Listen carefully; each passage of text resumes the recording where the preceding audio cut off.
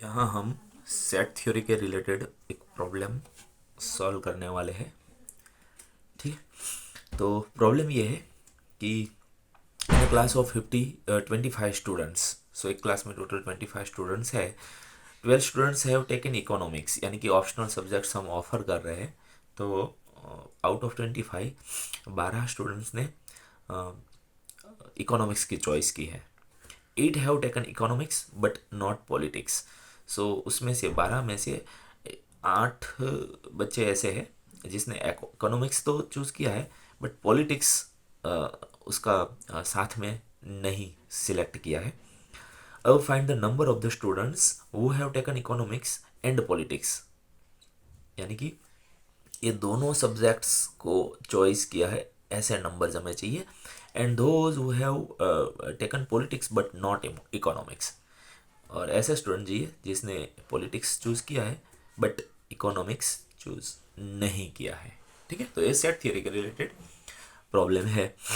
तो हम यहाँ कॉमन स्ट्रेटेजी देखेंगे कि ऐसे कोई भी वर्ड प्रॉब्लम को सेट थ्योरी से कैसे सॉल्व किया जाए। तो मेनली हमें एक काम ये करना है कि यहाँ हम कितनी इवेंट ऑब्जर्व कर रहे हैं उसको सिंबॉलिकली लिखते जाना है। ठीक है, so one by one sentence read करते जाएंगे और इसको मैथमेटिकली इंटरप्रेट करते जाएंगे, फिर पिक्चर बनाएंगे और बाद में प्रॉब्लम सॉल्व करेंगे। So let us proceed for solution.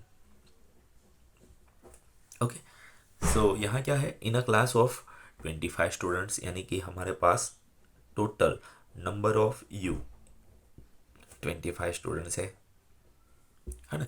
और अगर वेन डायग्राम में देखना है तो उसको हम ऐसे लिख सकते हैं, ये भी हमें पता है ना, यूजिंग रेक्टेंगुलर शेप। ये है वेन डायग्राम। अब वेन डायग्राम के ऊपर ऑलरेडी मैंने एक वीडियो बना के रखा है, जिसको अभी भी कंसेप्ट क्लियर नहीं है वो रिफर कर सकते हैं। ठीक है, तो इसका मतलब इसके अंदर 25 स्टूडेंट्स है टोटल। ओके, सो इसको बोलते हैं नंबर ऑफ यूनिवर्सल सेट। यहाँ है हमारा class. Okay, 12 students have taken economics. अब मुझे लिखना पड़ेगा कि मान लेते हैं इकोनॉमिक्स को अगर मैं ई बोल देता हूँ, सो नंबर ऑफ ई क्या हो जाएगा, 12। 12, बट यहाँ लिख देते हैं ई मीन्स इकोनॉमिक्स। इकोनॉमिक्स, ठीक है। सो 12 बच्चे ने इकोनॉमिक्स को सेलेक्ट किया है, चूज किया है। ओके, और दूसरा हम पॉलिटिक्स भी लिख देते हैं यहाँ। पी का मतलब क्या है, politics.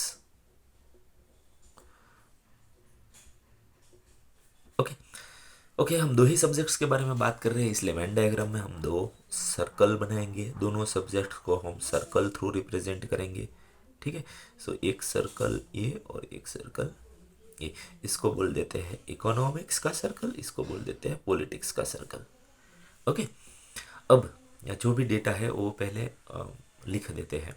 Okay, okay, 8 have taken economics but not politics.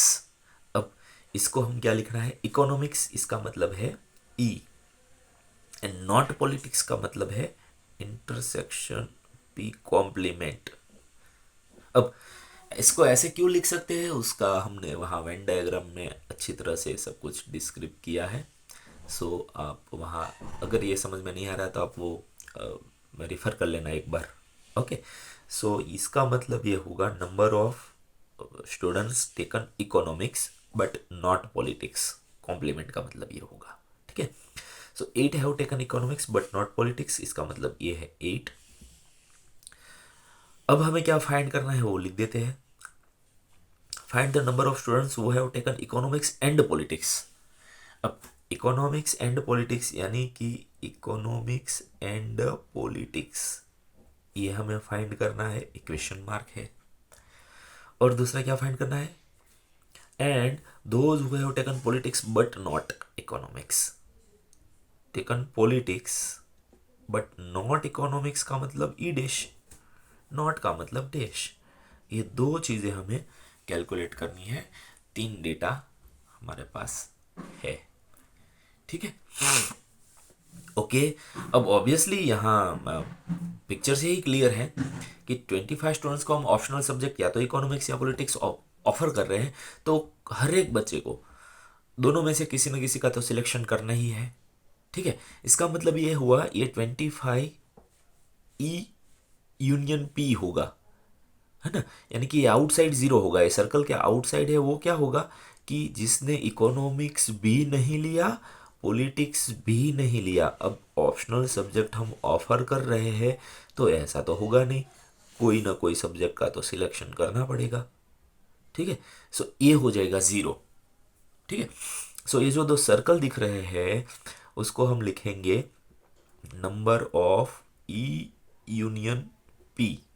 ठीक है, दोनों को मिला के, तो ऑब्वियसली वो सारे के सारे 25 स्टूडेंट्स होंगे जिसने इकोनॉमिक्स या पॉलिटिक्स या दोनों लिया है। ठीक है, और एक भी नहीं लिया है, ये डॉटेड पोर्शन है, वो तो ज़ीरो होगा। ठीक है, सो लिखना है तो हम ऐसे लिख सकते हैं number of E union P dash dash, यानी कि जो एक भी नहीं लिया है, इकोनॉमिक्स भी नहीं लिया है, पॉलिटिक्स भी नहीं लिया है, इसलिए डैश ऐसे नंबर क्या हो जाएगा ज़ीरो, जो यहाँ डॉटेड लाइन थ्रू दिखाया है, डॉटेड पोर्शन बताया है। ठीक है, बट ऐसा तो कोई होगा नहीं ये केस में। ओके, सो यहाँ पिक्चर एकदम क्लियर है कि जो भी 25 स्टूडेंट्स है वो इसमें आ जाएंगे। ओके, अब हम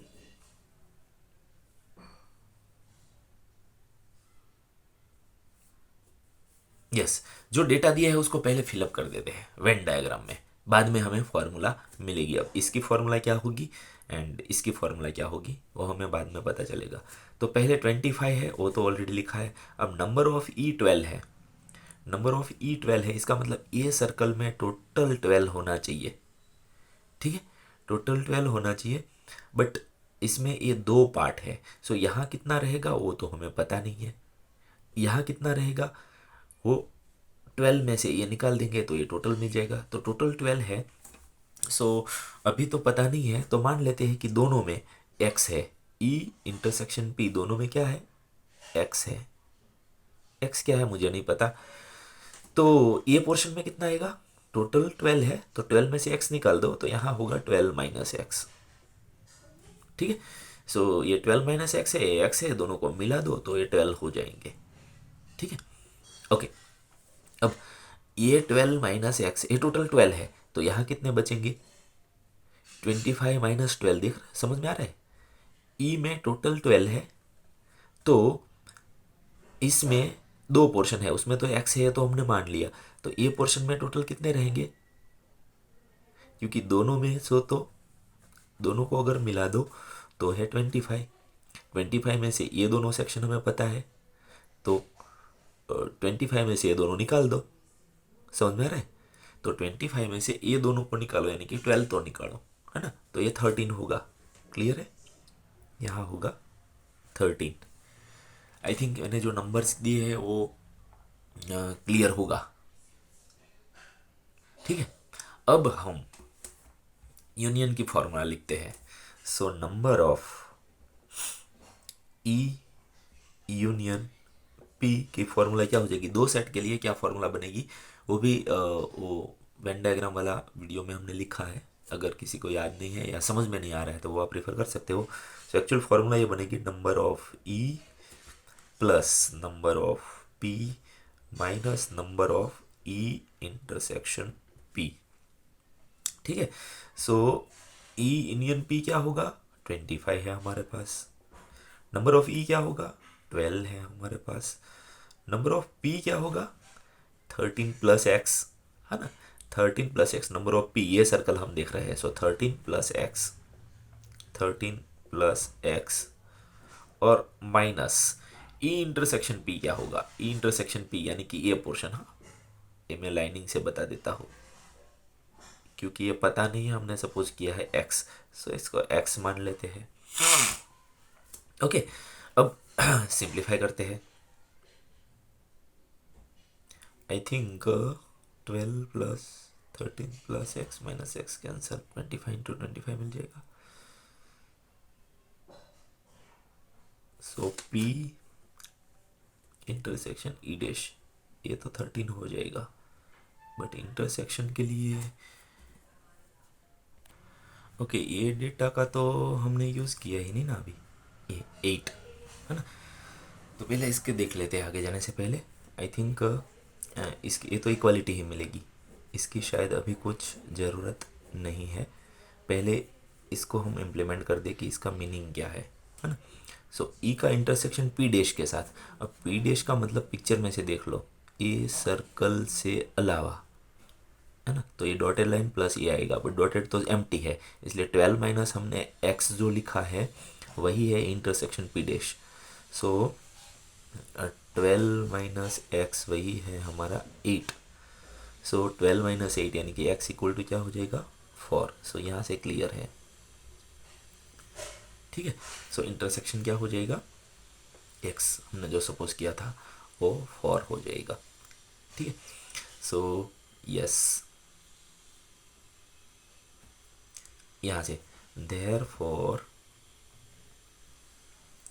ई इंटरसेक्शन पी लिखना है तो हम ई में से, या नॉर्मली अगर इसको लिखना है number of E intersection P dash, इसका मतलब ये होगा कि ये 12 माइनस एक्स है, तो हमें ई में से एक्स निकाल देंगे, इंटरसेक्शन निकाल देंगे। सो नंबर ऑफ ई में से number of E intersection P अगर निकाल देंगे तो यही मिलेगा, ठीक है।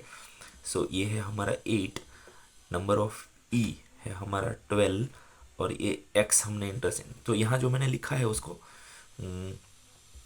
मैथमेटिकली लिख रहे हैं फॉर्मुलाइज, ठीक है ना। सो यहाँ से हमें मिलेगा एक्स, यानी कि number of E intersection P वो हो जाएगा 4, ठीक है। सो ये है फर्स्ट का आंसर, और यस ये है फर्स्ट का आंसर। और सेकंड में हमें क्या चाहिए, P intersection E dash, okay. So again picture से जाते हैं, नेक्स्ट ई का इंटरसेक्शन पी डैश के साथ, सॉरी पी का इंटरसेक्शन ई डैश के साथ। सो ये है हमारा पी, उसका इंटरसेक्शन ई डैश के साथ, यानी कि ये 13। सो वो मिलेगा कैसे, वो लिख रहा है, ठीक है। सो पी तो हमारे पास है नहीं, है ना। सो हम इसका एडिशन इसके साथ करेंगे, या इसमें से इतना निकाल दो, है ना। So number of P minus number of P intersection E, इसको हम ऐसे लिख सकते हैं। सो पहले उसको थोड़ा सा फॉर्मुलेट कर दे। सो हमें चाहिए number of P intersection E dash, तो इसका मतलब ये होगा कि ये 13 वाला पोर्शन चाहिए। अब वो 13 कैसे मिलेगा, तो यूनियन में से ई निकाल दो, समझ में आ रहा है, ए यूनियन में से पूरा ई निकाल दो। So probably number of E union P में से नंबर ऑफ ई निकाल दो, नंबर ऑफ ई निकाल दो, ठीक है। So number of E union P क्या है, ई यूनियन पी 25 है, 25 माइनस नंबर ऑफ ई यानी कि 12 निकाल दो, सो मिलेगा 13, ठीक है। सो ये है हमारा सेकंड का आंसर, दैट्स इट। तो मेन चीज़ क्या है कि यहाँ फॉर्मूला कुछ भी याद नहीं रखनी है, जस्ट वर्ड प्रॉब्लम को रीड करके आप वेन डायग्राम में फॉर्मेट कर दो, और फिर क्या पूछा है क्या दिया है वो सारा डेटा फिलअप कर दो, नहीं दिया है इसको सपोज भी कर सकते हो, या फॉर्मूला के हिसाब से भी लिखो तो अभी मिल जाएगा, जरूरी नहीं है कि आप सपोज करो, ठीक है। तो ऐसे आप फॉर्मूला फिगर देख के बना सकते हो, ओके। Thank you.